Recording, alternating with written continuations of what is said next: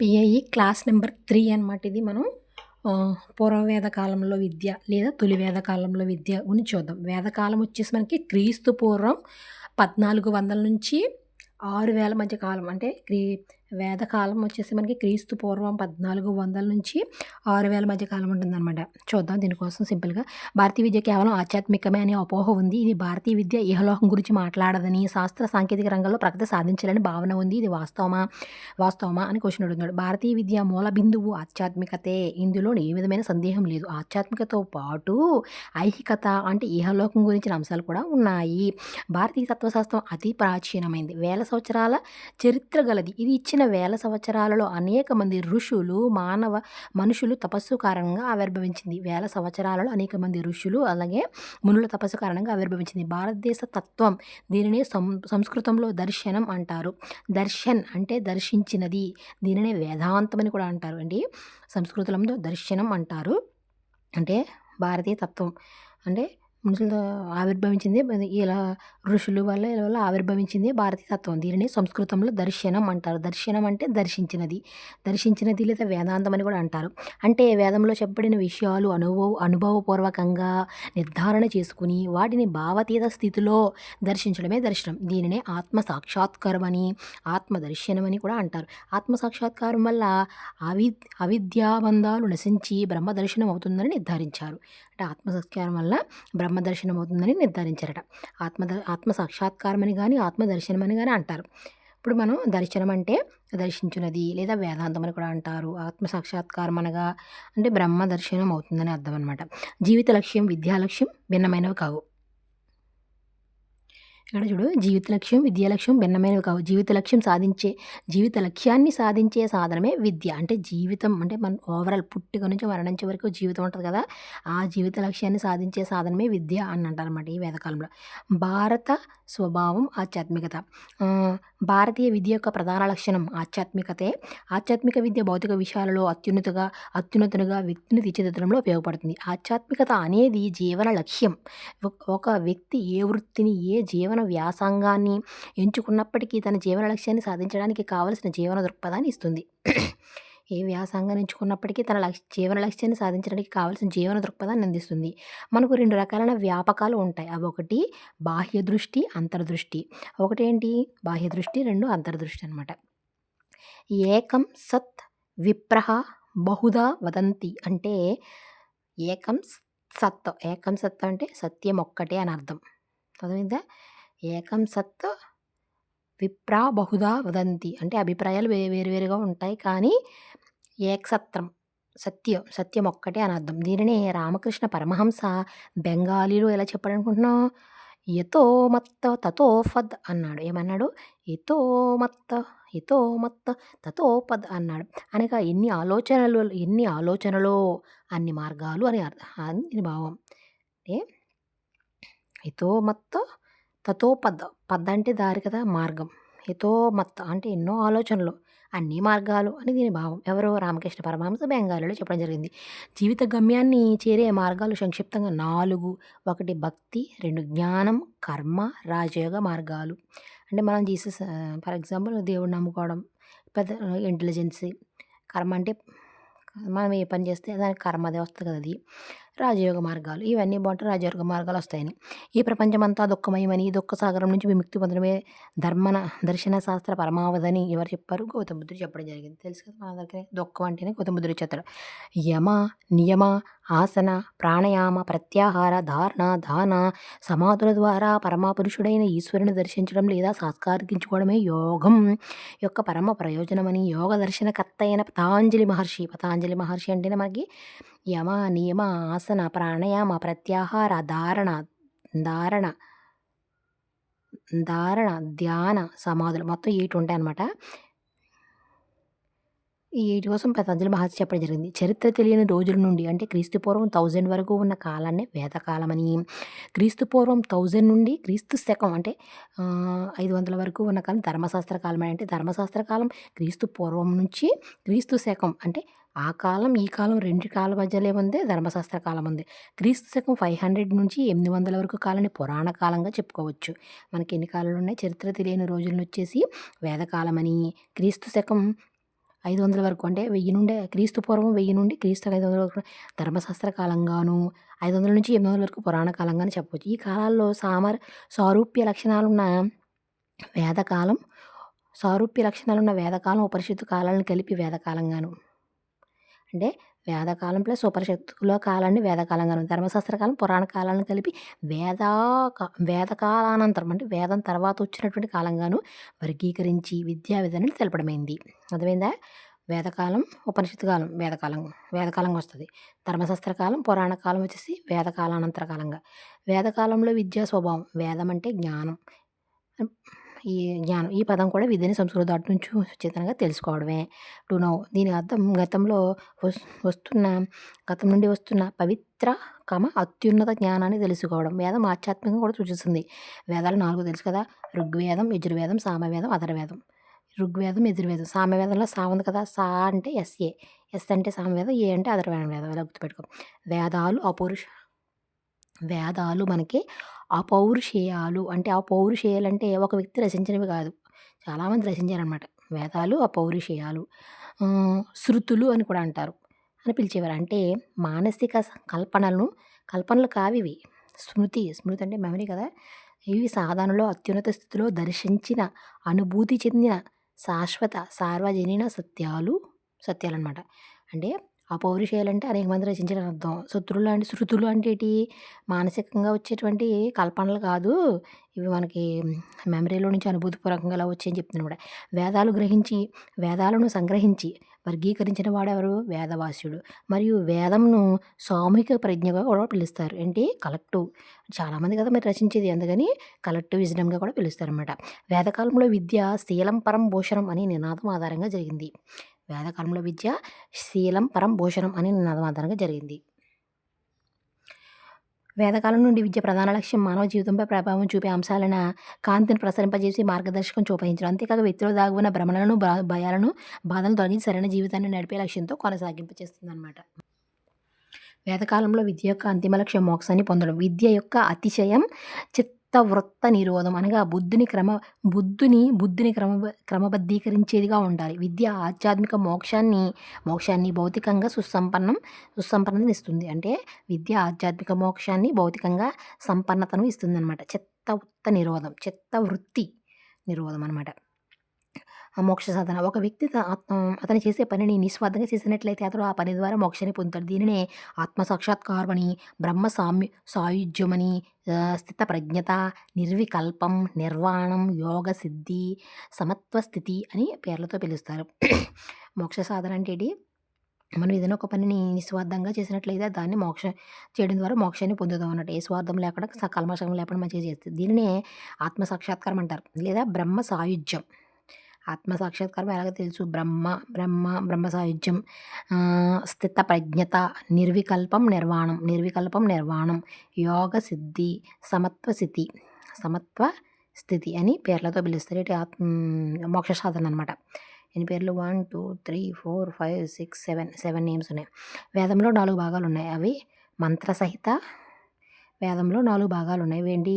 మంత్ర సంహిత, బ్రాహ్మణాలు, అరణ్యాలు, ఉపనిషత్తులు. మంత్రసహిత బ్రాహ్మణాలను కర్మకాండకు సంబంధించినవిగాను, ఇవి యజ్ఞ యాగాదులు నిర్వహించే విధానాన్ని వివరిస్తాయి. మనకి వేదాలు 4 భాగాలు ఉన్నాయి. ఫస్ట్ వన్ మంత్రసహిత బ్రాహ్మణాలు, అరణ్యకాలు, ఉపనిషత్తులు. ఇప్పుడు ఈ మంత్రసహిత బ్రాహ్మణకాలు ఏమో కర్మకాండకు సంబంధించినవి. ఈ అరణ్యకాలు, ఉపనిషత్తులు మరి జ్ఞానకాండకు సంబంధించినవి. అరణ్యకాలు జ్ఞానకాండకు సంబంధించి ఇందాక కూడా ఒకటి చెప్పుకున్నాం మనం. ఏంటయ్యి? వేదాలు, ఉపనిషత్తులు వచ్చేసి మనకి వేదకాలం నాటివి. వేదకాలం నాడు. ధర్మశాస్త్ర కాలం, పురాణ కాలం. ధర్మశాస్త్ర కాలం ఇక్కడ పురాణ కాలం లేదు, అరణ్యం ఉంది. ఉపనిషత్తులు, అరణ్యకాలను కలిపి మనం జ్ఞానకాండకు సంబంధించినవి అంటారు. జ్ఞానకాండకు సంబంధించిన వాటిలో జ్ఞానకాండకు సంబంధించిన వాటిలో ఉపనిషత్తులను అత్యంత ప్రామాణికమైనవిగా భావిస్తారు. ఇవి అత్యంత తర్కబద్ధంగా ఉంటాయి. ఆత్మ, పరమాత్మ, ఇహలోకం, పరలోకం, భౌతికం, పారిమార్థికం, ఏది సత్యం, ఏది అసత్యం, ఏది శాశ్వతం, అశాశ్వతం మొదలైన అంశాలు చర్చిస్తాయి. ఉపనిషత్తుల చర్చారూపంలో, గురు శిష్యుల సంభాషణ రూపంలో ఉంటాయి. ఉపనిషత్తుల సారాంశమే భగవద్గీత. వేద సారాన్ని అతి సంక్షిప్తంగా వివరించేదే భగవద్గీత. అంటే ఉపనిషత్తుల సారాంశమే భగవద్గీత. వేద సారాన్ని అతి సంక్షిప్తంగా వేదాల యొక్క సారాన్ని వివరించేది భగవద్గీత. ప్రపంచ సాహిత్యంలో భగవద్గీత ఒక విశిష్టత ఉన్నది. అతి కొద్ది మాటలతో అత్యున్నత సత్యాన్ని వివరించి అతి గొప్ప గ్రంథమే భగవద్గీత అని స్వామి వివేకానంద అండి. అతి కొద్ది మాటలతో స్వామి వివేకానంద ఎప్పుడు కొద్ది మాటలే కదా మాట్లాడతాడు. అందుకనేసి అతి కొద్ది మాటలతో అత్యున్నత సత్యాన్ని వివరించిన అతి గొప్ప గ్రంథం ఏదని చెప్పాడంటే స్వామి వివేకానంద భగవద్గీత అని చెప్పాడు ఆయన. పురాణాలను ఏమంటారండి మనకు తెలుసా? స్మృతులు అంటారు. ఇందాక మనం వేదాలను ఏమని చెప్పాము? వేదాలని శృతులు అంటే శృతి, మెమరీ, అనుభూతి అయ్యి. ఇక్కడ స్మృతులు, స్మృతి అనమాట. ఇది పురాణాలను స్మృతులు అంటారు.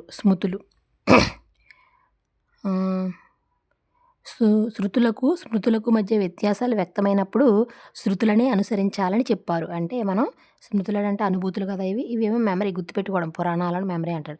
శృతులు శాశ్వత సత్యాలు, సార్వజనీన సత్యాలు. ఇక్కడ మనకి శృతులు అనేవి శాశ్వత సత్యాలు. శృతులు అంటే ఇవే గమలు. ఇక్కడ ఇలా తప్పుగా రాశాడు. సార్వజనీన సత్యాలు కాలానికి అనుగుణంగా అన్వయించి రాయబడినవే స్మృతులు. అంటే ఈ సార్వజనీన సత్యాలకు అనుగుణంగా రాయబడినవే స్మృతులు అనమాట. స్మృతులు అనేవి శాశ్వత సత్యాలు, సార్వజనీన సత్యాలు. ఈ సార్వజనీన సత్యాలను కాలానుగుణంగా అన్వయించి రాయడమే స్మృతులు. భారత, రామాయణాలను ఇతిహాసాలు అంటారు. ఇవి ధర్మాన్ని జీవితంలో అనుసరించిన వారి చరిత్రలు, ధర్మానుచారణలు ఎలా ఉంటుందో తెలియజేసే సన్నివేశాలు అన్నీ ఉంటాయన్నమాట. వేదకాలంలో విద్యా మార్గాలు.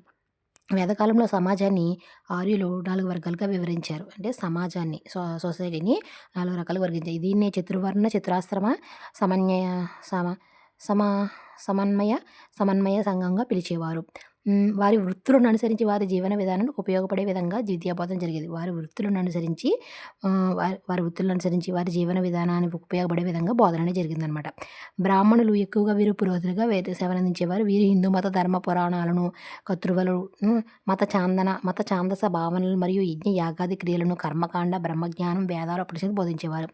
వేదకాలంలో పదాలను వ్యాకరణబద్ధంగా పలకపోతే పాపకర్మ అని, పలకకపోతే పాపకర్మ కానీ, అదే మంత్రాలను ఒక్కసారి విని గుర్తుపెట్టుకొని విద్యార్థులను శ్రుతధరులు అని పిలిచేవారు. విని గుర్తుపెట్టుకోకపోయామనుకో, చెవులు అంటే ఏంటి? శ్రవణం కదా, కాబట్టి శ్రుతధరులు. శ్రుతధరులు అని అంటారు. క్షత్రియులు. క్షేత్రధర్మం కలవాడే క్షత్రియుడని నానుడు ఉంది. దేహదారుడు, నాయకత్వ లక్షణాలు కలిగిన వాడు. వీరు ఎక్కువగా రథ, గజ, తురగ అనే విద్యతో పాటు న్యాయశాస్త్రం, రాజనీతి శాస్త్రం, న్యాయశాస్త్రం, రాజనీతి శాస్త్రం, యుద్ధ విద్యలు, ధర్మరక్షణ, దేశరక్షణ వంటి విద్యలను కూడా వీరు భుజబలం, చతురత కలిగి ఉండి సంఘంలో నీతి నియమాలను అమలు చేస్తుంటారు. ఫర్ ఎగ్జాంపుల్ మనం బాహుబలి మూవీ చూసినప్పుడు వాళ్ళ క్షత్రియులే కదా, వాళ్ళు ఎలా ఉండేవారు, అన్ని విద్యలు నేర్చుకునేవారు కదా. అలాంటి రాజనీతి విద్య, యుద్ధ విద్యలు, ధర్మ విద్య, దేశ రక్షణ కాపాడడం. వైశ్యులు అంటే ఆ పక్కన ఉన్నవాళ్ళు అనమాట. వీరి జీవితాలందరికీ ఉపయోగపడే ఆర్థిక దైనందిన కార్యక్రమాలు, వినియోగం, పంపిణీ, దానికి తగ్గ ఉత్పత్తి, వాటికి ఆర్థిక విలువలు, ఆపాదన. గణితం అంటే వీళ్ళు ఎక్కువగా వ్యాపారం చేయాలి కాబట్టి లెక్కలు నేర్చుకోవాలి. వేరే ఊరు వెళ్ళాలి కాబట్టి భూగోళం నేర్చుకోవాలి. పంటలు పండించాలి. వ్యవసాయం వంటి విద్యలను అభ్యసించేవారు. వయసులు నిత్య జీవితంలో వ్యవసాయం కూడా చేసేవారు. శూద్రులు. బలహీనత, సోమరత, అజ్ఞానం సకాలంలో సంధించాలని శూద్రులు. వీరు సమాజంలో అందరి అవసరాలను తీర్చగలిగే సేవలు కాబట్టి ప్రధానంగా విద్య, అందక, చేతి వృత్తులు పట్టి శారీరక చేసి సమాజానికి అవసరమైన వస్తువులు తయారు చేసేవారు. నోట్. మనుస్మృతి ప్రకారం బ్రహ్మ నోరు ఇవన్నీ తెలుసు కదా. బ్రహ్మ నోటు నుంచి, వైశ్యులు తొడల నుంచి, ఏదో నోటి నుంచి జన్మించారని, బ్రాహ్మణులని, బాహు నుండి జన్మించారని కూడా అంటారు. క్షత్రియులు అదే భుజాల నుంచి క్షత్రియులు, తొడల నుంచి ఏమో వైశ్యులు, పాదాల నుంచి ఏమో శూద్రులు జన్మించారని అంటారు, తెలుసు కదా.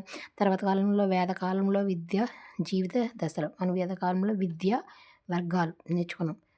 క్షత్రులు ఏ విధంగా విద్య నేర్పాలి, బ్రాహ్మణులకు ఎటువంటి విద్య, వైశ్యులకు ఎటువంటి విద్య, శూద్రులకు అయితే విద్య లేదు పాపం. వేదకాలంలో వ్యక్తి తన జీవిత చక్రాన్ని 4 దశలలో గడిపేవారు. వేదకాలంలో వ్యక్తి తన జీవిత చక్రాన్ని 4 దశల్లో గడిపేవాడు. చిత్రాశ్రమాలు అంటారన్నమాట. చిత్రాశ్రమాలు బ్రహ్మచర్యం, గృహస్థాశ్రమం, వానప్రస్థాశ్రమం, సన్యాసాశ్రమం. బ్రహ్మచర్యం ఇది విద్యార్థి దశ. ఉపనయనంతో గురువుగారి ఆశ్రమంలో విద్యాభ్యాసం చేయాలి. బ్రహ్మచర్యాన్ని అనువదించాలి.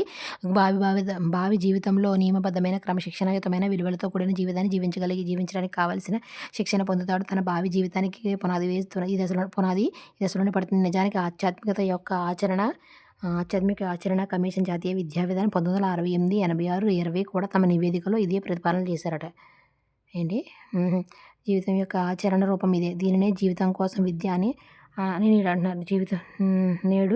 జీవితం కోసం విద్య అని నేడు అంటున్నారు. ఈ భావనను బలపరుస్తూ రాధాకృష్ణ కమిషన్, కొఠారి కమిషన్, జాతీయ విద్యావనం 68, 86, 20 కూడా తమ నివేదికలు ఇదే ప్రతిపాదన చేశారు. జీవితం కోసం విద్య అనేదనా. ఓకే. గృహప్రసాదం. విద్యార్థి గురువు వద్ద ఆశ్రమంలో శిక్షణ అనంతరం వివాహం చేసుకుని ఆదర్శవంతమైన జీవితాన్ని గడపాలి. భార్య, సంతానం, పిల్లలు అందరూ ఉంటారు. వానప్రస్థం అంటే ఆదర్శ గృహస్థులుగా భార్యాభర్తలుగా గృహస్థ జీవనం గడిపిన తర్వాత తమ సంతానాన్ని కుటుంబ బాధ్యతలను అప్పగించేసి ఆధ్యాత్మిక సాధన పూర్తిగా సమయాన్ని వినియోగించుకోవడానికి వానప్రస్థాశ్రమం అంటే ఇది. కుటుంబ బాధ్యతల నుండి వైదొలిగి ఆధ్యాత్మిక సాధన పోతాడు. సన్యాసాశ్రమం ఇది అసపూర్తిగా ప్రాపంచిక విషయాలకు దూరంగా ఉండి ఆధ్యాత్మిక సాధన చేయడం ప్రధాన అంశంగా ఉంటుంది.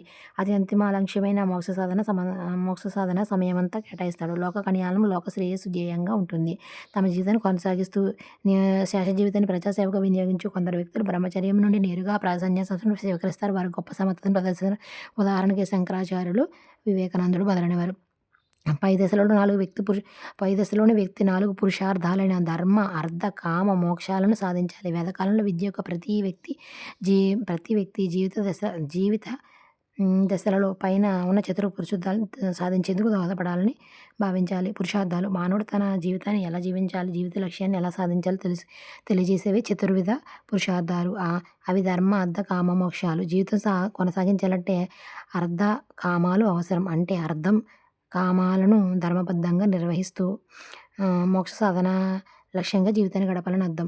బ్రహ్మచర్య దశలో ప్రతి విద్యార్థి గురుముఖంగా ఉండి జ్ఞాన సముపార్జన చేస్తే దాన్ని గృహస్థాశ్రమంలో విద్యను పొందే ధర్మబద్ధంగా సంపదను అనుభవిస్తూ జీవిస్తూ మరొక తరాన్ని సమాజానికి అందించి వివాహం చేసుకోవాలి. వానప్రస్థంలోని వ్యక్తులు మళ్ళీ గృహస్థాశ్రమం తర్వాత భోగభాగ్యాలు దూరంగా సమాజసేవ ఉండాలి. సన్యాసాశ్రమంలో వ్యక్తి తమ జీవి మోక్షమే ప్రధాన కాల ప్రమాణం అని తెలుసుకుని కుటుంబాన్ని విడుదల వెళ్ళిపోవాలి. మొత్తంగా విద్యార్థి దశ బ్రహ్మచర్యాశ్రమం సంసార జీవన విధులను ఇది మొత్తంగా అనమాట. గృహప్రస్థానం సంసార బంధనాల నుండి విముక్తి ఆచారత్వాన్ని గడిపేది వానప్రస్థానం కాగా సమస్త జీవన బంధనాల నుండి విడివడి దైవానుగ్రహానికి కృషికి సదులుపేది. ఇది ఇంపార్టెంట్. ఇది అవసరం. ఎంత అవసరం లేదు చదవకలేదు. ఈ కాలంలో వర్ణధర్మాన్ని అతిక్రమించిన వారిని శిక్షించేందుకు స్మృతులు రచించబడ్డాయి. స్మృతులు ఇందాకే చెప్పుకున్న పురాణాలను స్మృతులు అంటారు. కానీ ఇక్కడ చూడు వర్ణధర్మాన్ని అతిక్రమించిన వారికి అంటే వర్ణధర్మం చిత్రాశ్రమాలు కదా. వర్ణధర్మం అంటే 4 వర్ణాలతో స్మృతులు అంటారు. ఉపనయన ఉత్సవం వేదకాలంలో విద్యార్థి ఉపనయనంతో అంటే ఉపనయనం అన్న ఒడుగు విద్యార్థి దశ ఒడుగుతో ప్రారంభమవుతుంది. కొత్త పదం ఒడుగు. ఉపనయనం నాకు ఎలాగో తెలుసు. ఒడుగుతో ప్రారంభమవుతుంది. గురువు విద్యార్థి చెవిలో ఏ మంత్రం చెప్పిస్తానని అడుగుతాడు. విద్యార్థి గుర్తుపెట్టుకో. ఇక్కడ గురువు ఉంది కాబట్టి గాయత్రి మంత్రం ఉపదేశించి పుస్తకం ప్రారంభమవుతుంది. ఉప అనగా సమీపం, నయనం అనగా నేత్రం లేదా జ్ఞానం అని మొత్తంగా జ్ఞాన సముపార్జనకు సమీపాన ఉండడం. అంటే జ్ఞాన సముపార్జనకు గురువు గారి దగ్గర చేర్చుట లేదా గురువు దగ్గర జ్ఞాన సముపార్జనకు సమీపానం ఉండడం అని ఉంటుంది. జ్ఞాన సముపార్జనకు సమీపానం ఉండటం అంటే జ్ఞాన అభ్యసనకు విద్య ప్రారంభంగా చెప్పవచ్చు. జ్ఞానాన్ని అభ్యసించడానికి విద్య ప్రారంభ దశగా చెప్పవచ్చు అన్నమాట. ఇంకా 2 పేజీలు మాత్రమే ఉంది, అయిపోతుంది. చూసేద్దాం. 2 పేజీలు. ఉపనయన సంస్కారం తర్వాత శిష్యరికం పొందిన విద్యార్థులను అంత్యవాసి లేదా గురుకులవాసి అంటారు. అంటే విద్యార్థిని అంత్యవాసి లేదా గురుకులవాసి అంటారు. వేదకాలంలో విద్య ప్రారంభ వయసు 8, క్షత్రులకు 10, వైశ్యులకు 12, 2 సంవత్సరాలు తగ్గించుకోవచ్చు. సాధారణంగా మొదట ఉపనయనం అనే కార్యక్రమం బ్రాహ్మణులకి నిర్వహిస్తారు. వారిని ద్విజులు అంటారు. అంటే ఉపనయనం పొందినటువంటి వారిని ద్విజులు అంటారు. ద్విజులు అనగా మొదటి జన్మ ప్రకారం శరీరాకృతి పొందేవారని. ద్విజన్మ అంటే 2వ జన్మ. అంటే ద్విజులు అంటే మొదటి జన్మ అంటే మామూలుగా పుట్టడం. ద్విజులు అంటే రెండోసారి. ద్విజన్మ అనగా రెండవసారి జన్మించడం. అంటే ఉపనయనం ద్వారా జ్ఞానాన్ని పొందటాన్ని మరో జన్మగా చెప్పవచ్చు. సమవర్తనం అంటే విద్యార్థి గురుకులాల్లో దాదాపు 12 సంవత్సరాలు విద్యాభ్యాసం పూర్తి చేసుకున్న తర్వాత, అంటే ఇక్కడ మనకి 12 సంవత్సరాలను ఇచ్చాడు. అంటే బ్రాహ్మణులకి 12 సంవత్సరాలు అంటే వారికి 20 ఇయర్స్. అదే క్షత్రులకి 18 ఇయర్స్, వైశ్యులకి 16 ఇయర్స్. అంటే 12కి అంటే గురుకులలో విద్య అంటే వైశ్యులకి 20 సంవత్సరాలకి అయిపోద్ది. క్షత్రియులకి 22, వీళ్ళకేమో 24 సంవత్సరాలకు అవుతుందన్నమాట. విద్యాభ్యాసం అలా అనుకోవాలి అంతే మరి. ఎందుకంటే దాదాపు 12 సంవత్సరాలు అన్నాడు కదా! విద్యాభ్యాసం పూర్తి చేసుకున్న తర్వాత గురువునకు గురుదక్షిణ సమర్పించి ఇంటికి వచ్చే ఉత్సవం ఇది సమవర్తనం అనమాట. ఇది ఒక్కో వర్ణానికి ఒక్కో వయసులో చేస్తారు. ఏపీ డైట్‌లో 2 సంవత్సరాల డ్రాప్ పుస్తకం ఉంది కదా! దాంట్లో అయితే అన్ని వర్ణాల వారికి 18 సంవత్సరాలు అప్పుడు జరుగుతుందని ఇవ్వడం జరిగింది. అదే పుస్తకంలో క్షత్రియుల ప్రారంభ వయస్సు 11 సంవత్సరాలు కూడా ఉంది. వర్తమాన పల్లెల్లో ఈ పుస్తకం 18 సంవత్సరాలు జరుగుతుందన్నమాట. సర్లే. వేదకాలంలో విద్యలో ముఖ్యాంశాలు. భగవంతుడొకడు, ఆయన చేరడానికి అనేక మార్గాలున్నాయి. ఏకం సత్ విప్రహ బహుదంతి. సత్యమొక్కటే. భగవంతుడు సర్వంతర్యామి, సర్వశక్తిమంతుడు, సర్వజ్ఞుడు. ఆయనే పరమసత్యం. సృష్టిలో 3 రకాల ప్రధాన శ్రేణులు: జీవుడు, దేవుడు, ప్రకృతి. జీవుడు అంటే జన్మనిచ్చేవాడా? జీవుడు, దేవుడు, ప్రకృతి. మానవ జీవితం యొక్క అంతిమ లక్ష్యం మోక్ష సాధన. విద్య యొక్క స్వార్థ రహితునిగా ఆత్మ నిర్భరునిగా చేయాలి. ఏ కాలంలో విద్య పునర్జన్మ సిద్ధాంతాన్ని అంగీకరిస్తుంది. మానవుడు ప్రతి జన్మలో తన సాధనను కొనసాగిస్తాడు. అంతిమంగా జన్మ రాహిత్య స్థితిని పొందుతాడు. ప్రతి వ్యక్తిలో భగవద్దంశ ఉన్నది. నీలో ఏముంది? అందరిలోనూ, ఈ చరాచర జగత్తులోనూ అదే భగవతత్వం ఉన్నది. విద్య లక్ష్యం విముక్తియే. సావిద్యయ విముక్తయే. మనుషులను ముక్తులను చేసేదే విద్య. సావిద్యయ విముక్తయే. విముక్తి అని ఇప్పుడు వచ్చింది ఉపనిషత్తులు. వాసన చేస్తే ముక్తి వస్తుంది అనుకుంటుంటుంది. చేసే విద్య ద్వారా శారీరక, మానసిక, ఆధ్యాత్మిక వికాసాన్ని పొందాలి. తైత్తరీయోపనిషత్తు పంచకోశాత్మక విద్యను వివరిస్తుంది. ఏంటి మనకి తైత్తరీయోపనిషత్తు ఏం ఉపయోగిస్తుందంటే మనకి పంచకోశాత్మక విద్యను వివరిస్తుందంట. తైత్తరీయ అనే ఉపనిషత్తు. అవి అన్నమయ కోసం, ప్రాణమయ కోసం, మనోమయ కోసం, విజ్ఞానమయం కోసం, ఆనందమయం కోసం అనమాట. ఇవేంటి పంచకర్మలు ఏంటంటే మనకి అన్నమయ కోసం, ప్రాణమయ, మనోమయ, విజ్ఞానమయ, ఆనందం. అంటే జ్ఞానం, ఆనందం, మనోమయ, ప్రాణమయ, అన్నమయ కోసం. అంటే ఈ కోశాత్మక విద్య ఏంటంటే అన్నమయ కోసం, అన్నమయం అంటే ఏంటి? అన్నమా ఏమో తెలియదు. అన్నమయ, ప్రాణమయ, ప్రాణం జీవం, అన్నం తింటే ప్రాణం ఉంటుంది. మనోమయ, విజ్ఞానమయ, ఆనందం. అంటే ఫస్ట్ అన్నం అంటే ప్రాణం ఉంటుంది. తర్వాత మనసు బాగుంటుంది. జ్ఞానం వస్తే ఆనందమయం. పురుషులతో సమానంగా స్త్రీలకు విద్యను అందించేవారు. బాల్య వివాహాలు సతీ సమానం ఉండేది కావు. చూసావా ఎంత మంచి మాటలో. వేదకాలంలో విద్యా బోధన, ఉపాధ్యాయుడు గురుకులాల్లో జరిగేది. ఈ కాలంలో విద్యను సన్యాసులు బోధించేవారు. ఎవరో మనుషులు సన్యాసులు బోధించేవారు. గురుకులాలు ప్రకృతికి దగ్గరగా ఏకాంత ప్రదేశాల్లో ఉండేవి. వీటిలో గురుకులాలు, పరిషత్తులు, సమ్మేళనాలను 3గా భావించారు. ఏంటి మనకి? గురుకులాలు, పరిషత్తులు, సమ్మేళనాలను భావించారు. తమ విద్యలో భాగంగా విద్యార్థులు భిక్షాటన చేసేవారు. భిక్షాటనలో వారు అనుకున్న అహంకారంగా ఉండకుండా సమాజం పట్ల కర్తవ్య భావాన్ని పెంచాలి. రాజకుమారులైన, సమాజులైన ఒకే చోట కలిసిమెలిసి ఉండేవారు.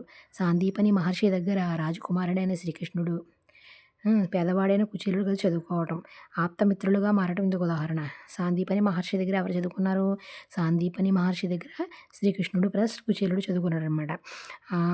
ఆప్తమిత్రం అంటే ఉదాహరణ. విద్యాభ్యాసం కోసం శ్రీరాముడు, వశిష్ఠుడు గురుకులానికి వెళ్ళడం కూడా మరొక ఉదాహరణ. అంటే ఇక్కడ రాజకుమారులు, సామాన్యులు అందరూ ఒకసారి కలిసి చదువుకునేవారు. ఎగ్జాంపుల్గా అంటే శ్రీకృష్ణుడు, కుచేలుడు ఒక దిక్కు చదువుకున్నారు. ఎవరి దగ్గర? సాందీపని మహర్షి దగ్గర చదువుకున్నారన్నమాట. శిష్యుడు విశుద్ధత, నిజమైన విజ్ఞానం, గతి, స్మృతి ఉండాలి. త్రికరణ శుద్ధి, అంటే మనస, వాచ, కర్మణ ఒకే విధంగా వ్యవహరించాలి. ప్రతి విద్యార్థి ఆస్కలిత బ్రహ్మచర్యాన్ని సురక్షితుడు కావాలి. సురక్షిత కావాలి. బ్రహ్మచర్యం వల్లనే శ్రద్ధాభక్తులు ఉదయిస్తాయి. ఆత్మవిశ్వాసం పెరుగుతుంది. సర్వ వ్యవస్థలతోనూ మనోవాక్కాయాలలోనూ పవిత్రతే బ్రహ్మచర్యం. బ్రహ్మచర్య అయిన విద్యార్థి మనోవాక్కాయ కర్మలతో నిర్మలత్వాన్ని, పవిత్రతను కలిగి ఉండాలి. ఇక్కడ విద్యార్థులను గోసేన, గో సంరక్షణ, యజ్ఞ, యాగాది కర్తవ్యాలలో పాల్గొంటూ విద్యాభ్యాసం చేస్తాడు. ఇక్కడ విద్యార్థులు గోసేవ, గో సంరక్షణ, యజ్ఞ, యాగాది అంటే యజ్ఞాది కర్తవ్యాలలో పాల్గొంటూ విద్యాభ్యాసం చేస్తాడు. సత్యం, ధర్మం, న్యాయాలను పాటిస్తూ కామ, క్రోధ, లాభాలను అతిథులుగా ఉండాలి. విద్యను పూర్తయిన తర్వాత మరింత పండిత తమ ప్రతిభను ప్రదర్శించగల గురువుకు గురుదక్షిణ సమర్పించి గురువు అనుమతితో గృహస్థలం సేకరించాలి. వేదకాలంలో ఉపాధ్యాయులకు 4 స్థాయిలు ఉంటాయి. ఆచార్య, ఉపాధ్యాయ, గురు, అతి గురు. ఫస్ట్ ఆచార్య, తర్వాత ఉపాధ్యాయ, గురు, అతి గురు 4 స్థాయిలు ఉంటాయి అన్నమాట. 4 స్థాయిలు. విద్యార్థులు గురువే దైవం, సర్వస్వం అని గురువు ఆజ్ఞలను తప్పకుండా పాటిస్తూ ప్రతి విషయంలోనూ గురువు ఆదర్శంగా తీసుకోవాలి. ఉపాధ్యాయుడు కూడా ఎలాంటి పరిస్థితుల్లో విద్యార్థులను అసంపూర్ణంగా జ్ఞానాన్ని అందించకూడదు. ఇక్కడ తీసుకోవాల్సిన ఉపాధ్యాయులకు పూర్తి స్వేచ్ఛనిచ్చారు. బోధనా పద్ధతులు. గృహవాసమే అత్యున్నత బోధనా పద్ధతి. గృహవాసమే అంటే గురువు ఎట్లా ఉంటున్నాడో అదే అతని బోధన. అంటే రోజంతా గురువు యొక్క జీవితాన్ని, జీవన విధానాన్ని, జీవన సరళిని పరిశీలించే అవకాశం విద్యార్థులకు ఉండేది. ఒక సందర్భంలో గాంధీజీ తమ సందేశం ఇవ్వమని అడిగినప్పుడు ఆయన ఇలా అన్నారు: నా జీవితమే నా సందేశం. విలువలు అనేవి బోధించేవి కావు, అలవరుచుకునేవి అని చెప్తాడనమాట. Values are catch but not taught. అంటే విలువలు అనేవి జీవితమే నా సందేశం అంటే చెప్పేవి కాదనమాట. ఈ కాలంలో గురువుని ద్రష్ట అని కూడా పిలిచేవారు. ఏంటి? గురువుని ద్రష్ట అని పిలిచేవాడు. అదే విద్యార్థినైతే అంత్యవాసి లేదా గురుకులవాసి. అదే గురువునైతే ద్రష్ట. ద్రష్ట అనగా అన్నీ తెలిసిన, జ్ఞాన సముపార్జన కలిగిన వ్యక్తి అని అర్థం. ద్రష్ట అంటే మనకి అన్నీ తెలిసిన జ్ఞాన సముపార్జన గల వ్యక్తి మరియు భూత భవిష్యత్ కాలాలు దర్శించి ఎంతో ప్రజ్ఞతో మార్గదర్శకం చేసేవాడని అర్థం.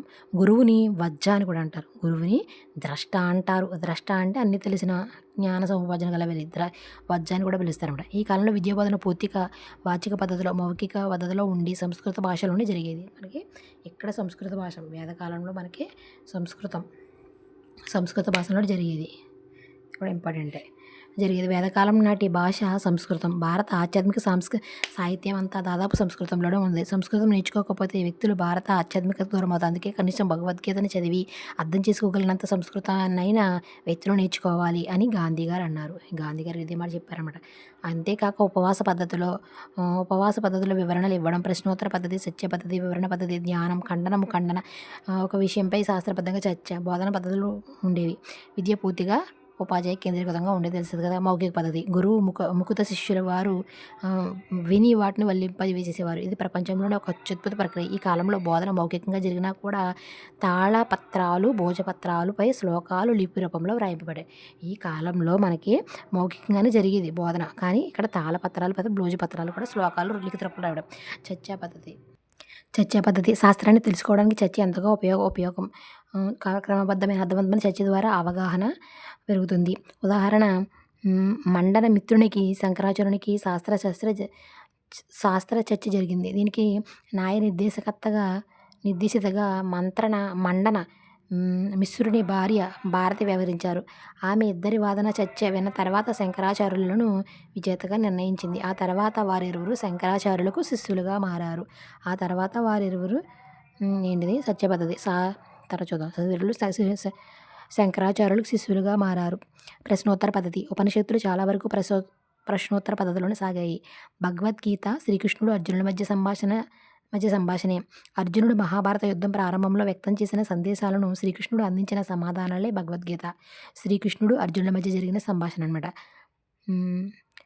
కేపోపనిషత్తు దీనికి మంచి ఉదాహరణ. అంటే మనకి శ్రీకృష్ణుడు అర్జునుల మధ్య జరిగిన సంభాషణ కేనోపనిషత్తు.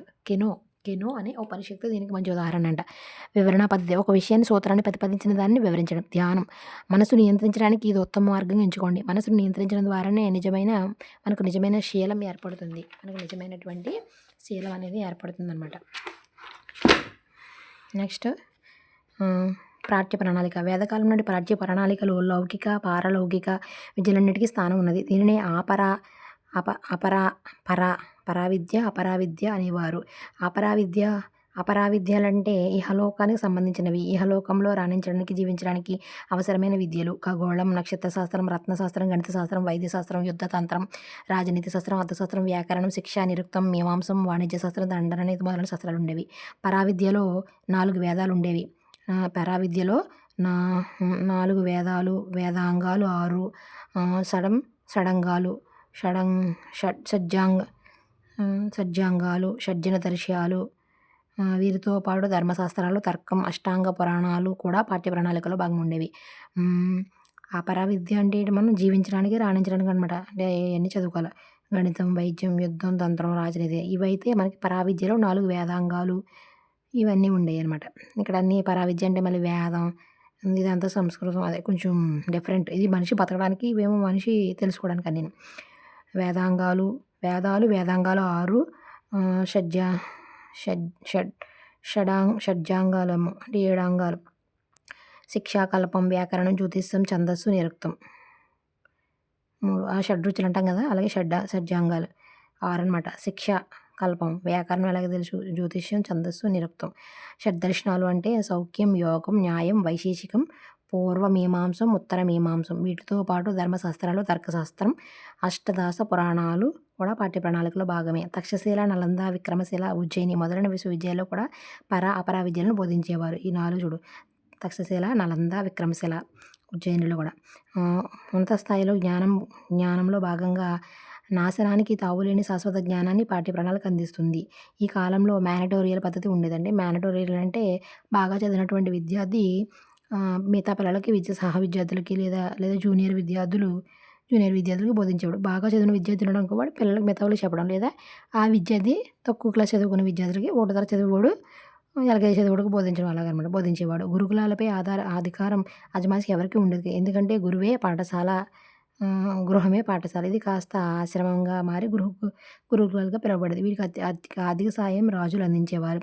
ఈ కాలంలో విద్య మధ్యయుగం నుండి గుప్తుల కాలం వరకు కొనసాగింది. ఈ కాలంలో విద్య మధ్యయుగం నుండి గుప్తుల కాలం వరకు కొనసాగింది. గుప్తుల కాలంలో వారణాసి, నలంద ప్రధాన విద్యా కేంద్రాలు. ఒక నలంద విశ్వవిద్యాలయానికి 20,000 మంది గురువులు, 2,000 మంది శిష్యులు ఉండేవారు. గుప్తుల కాలంలో వారణాసి, నలంద ప్రధాన విద్యా కేంద్రాలు. వారణాసి, నలంద విద్యా కేంద్రాలు ఎవరి కాలంలో బాగా ఉండేవంటే గుప్తుల కాలంలో. వేదకాలంలో విద్య అంటే అనగా ముక్తి, మోక్షం పొందడం, గురించిన జ్ఞానం, ఆత్మసాక్షాత్కారం గురించిన జ్ఞానం. పరావిద్య అంటే ఆయుష్మికం అనగా ముక్తి, మోక్షం పొందుట ఎప్పటికీ నశించని ఉన్నత జ్ఞానం అనే అర్థం అనమాట. ఆయుష్మికం పరావిద్య. ఆయుష్మికం. అపరవిద్య అంటే ఐహికం. పరావిద్య అంటే అనగా ముక్తి, మోక్షం సాధించిన గురించి తన గురించి తాను తెలుసుకోవడం ఆత్మసాక్షాత్కారం. సమాజంలో ఒక ఉత్తమ వ్యక్తిగా, సంఘజీవిగా గడపడానికి ఉపయోగపడేది. ఇది ఇంద్రియ అనుభవాలకు అందుబాటులో ఉన్న భౌతిక శాస్త్రాలు అన్నీ ఒక నస్వరమైన జ్ఞానం ఇది. ఇది అపరవిద్య. అపరవిద్య అనేది నస్వరమైన జ్ఞానం. ఇదేమో స్వజ్ఞానం, సొంత జ్ఞానం. ఇది నస్వరమైన జ్ఞానం. దేశభక్తి, సత్ప్రవర్తన, ప్రాచీన సంస్కృతి పరిరక్షణ, వైజ్ఞానికపరమైన మూర్తిమత్వం, నైతిక నైపుణ్యాలు పదించడం ఇవన్నీ. ఆత్మసాక్షాత్కారం, విశ్వాసం, విముక్తి, సమగ్రత. గురువులు ఈ కాలంలో విద్యార్థులకు 2 ప్రపంచాలు ఉంటాయని. ఒకటి భౌతిక ప్రపంచం, ఆధ్యాత్మిక శరీరం, ఆత్మ. ఈ రెండింటిని ఏకాగ్రతతో సాధించే విధంగా ఉండాలి. గురువులకు వేదాలే పాఠ్యపుస్తకాలు. ఇక్కడ శరీర నిర్మాణం కోసం, నైతిక విలువలు పెంపొందించడం కోసం కొన్ని సన్నివేశాలు కల్పిస్తూ బోధించేవారు. కృష్ణుడు గురువుకు తృప్తిపరిచి జ్ఞానం పొందాలని అర్జునుడితో చెప్పినట్లు బోధాభ్యసన ప్రక్రియ మౌఖికంగా ప్రశ్నించడం, సందేహాలు తెచ్చుకోవడం జరుగుతుంది. గురు శిష్యులు తమ సంతానంగా శిష్యులు గురువులకు తమ తల్లులుగా ఆరాధించేవారు. గురువులు శిష్యులను తమ సంతానంగా, శిష్యులు గురువులను తమ తల్లిదండ్రులుగా ఆరాధించేవారు. అంటే గురువు తల్లిదండ్రులుగాను, శిష్యులేమో కొడుకులుగాను. ఉపనిషత్తుల ప్రకారం విద్య గురుకులాల్లో విద్య శ్రవణం, మననం, నిధిధ్యాసనం. ఉపనిషత్తుల ప్రకారం విద్య గురుకులాల్లో ఏ విధంగా ఉండేది చూద్దాం. శ్రవణం అంటే గురువు చెప్పిన దాన్ని విని శ్రద్ధగా వినడం. శ్రవణం అంటే వినడం. మననం అంటే మనసులో ధ్యానించుకోవడం అన్నమాట. గురువు చెప్పిన విషయాలను ఏకాగ్రతతో దృష్టి నిలపడం. ఈ పద్ధతులు విద్యార్థులకు వచ్చే సందేహాలను చర్చా పద్ధతులు నివరిస్తారు, మేధస్సు పెంచుతుంది. మననం అనగా మొత్తంగా విద్యార్థులు ఏకాగ్రతతో గురువు చెప్పిన విషయాలను యొక్క అర్థాన్ని గురించి లోతుగా ఆలోచించి పునరుక్తి చేయడం. నిధిధ్యాసనం జీవితానికి అన్వయించుకోవడం. శిష్యులు నేర్చుకున్న విషయాలను జీవిత అనుభవాలను శాస్త్రజ్ఞానంతో సమన్వయంగా సమలోకన తిరిగి కొత్త జ్ఞానాన్ని పొందుతూ జ్ఞానంలో నిమగ్నం కావడానికి ప్రయత్నించడం. అర్థమైన జ్ఞానం ద్వారా జీవితంలో భాగం చేసుకోవడం. అంటే ఇదేమో శ్రవణం వినేస్తాం. వినిన తర్వాత మనసులో అనుకుంటాం. తర్వాత ఇది మన జీవితానికి అన్వయించుకుంటాం. నిధిధ్యాసన అనేది అత్యుత్తమమైనదనమాట. ఎందుకంటే అన్వయించుకుంటాం కాబట్టి. ఈ కాలంలో మేనటోరియల్ పద్ధతిని గమనించిన ఇంగ్లాండ్ చెందినటువంటి బైల్ లేదా బెల్ బైల్ అనే విద్యావేత్త సార్వజనీన విద్యా వ్యాప్తికి తక్కువ ఖర్చుతో తక్కువ చేయవచ్చని ఈ పద్ధతిని ఇంగ్లాండ్‌లో ప్రవేశపెట్టాడు. దీన్ని బెల్ సిస్టమ్‌గా అంటారు. ఏంటి ఈ మ్యా మనకు ఈ మేనటోరియల్ పద్ధతి అంటే ఏంటి? బాగా చదివిన విద్యార్థి తర్వాత ఇంకొకరికి చెప్పడం అనమాట. స్టూడెంట్స్ లీడర్ అనమాట. ఉందనమాట. ఇది బెల్ సిస్టమ్‌గా ఇక్కడ ప్రాచుర్యం పొందింది. ఎక్కడ? ఇంగ్లాండ్‌లో. మేనటోరియల్ పద్ధతి అత్యంత శాస్త్రీయమైన తపోవన పద్ధతి అని కూడా అంటారు. అత్యంత శాస్త్రీయమైన తపోవనం. స్త్రీ విద్య. వేదకాలంలో తొలి దశలో స్త్రీలకు ఉపనయన కర్మలకు అర్హత ఉండేది.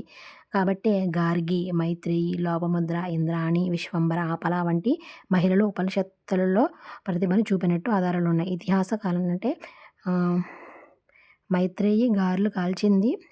అప్పుడు విశ్వంభర అన్నాడు ఏదో లోపముంది బాలేదు అని చెప్పాడనమాట.